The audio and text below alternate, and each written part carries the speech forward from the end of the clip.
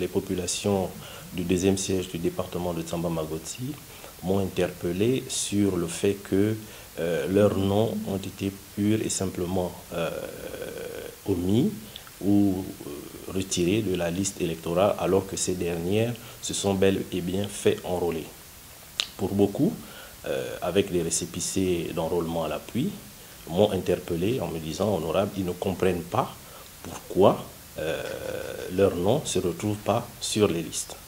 Et précisément, il y a plusieurs bureaux, mais je prendrai l'exemple du bureau de Sinara 2, où pratiquement toutes les populations qui se sont fait inscrire ont été pure et simplement retirées de la liste électorale. Je pense que cela ressemble à déjà un processus de fraude qui est mis en route pour effectivement truquer l'élection qui se profile à l'horizon, c'est-à-dire l'élection générale du 26 août 2023.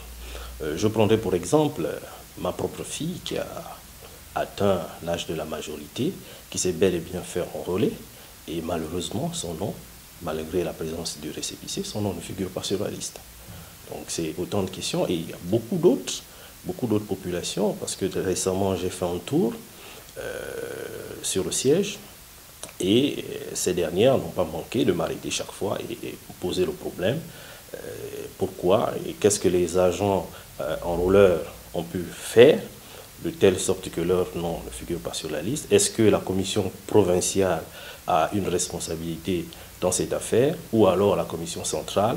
Bon, c'est à eux d'apporter les éléments. Pourquoi ces populations ne se trouvent pas inscrites sur les listes? Bon, la première interpellation consistera à... J'ai déjà saisi normalement la commission locale, c'est-à-dire celle qui s'est déplacée sur le terrain pour effectuer le processus d'enrôlement. Je leur ai interpellé parce que le chef de la délégation, je crois, est le sous-préfet du district d'Ikobé, et les agents enrôleurs également.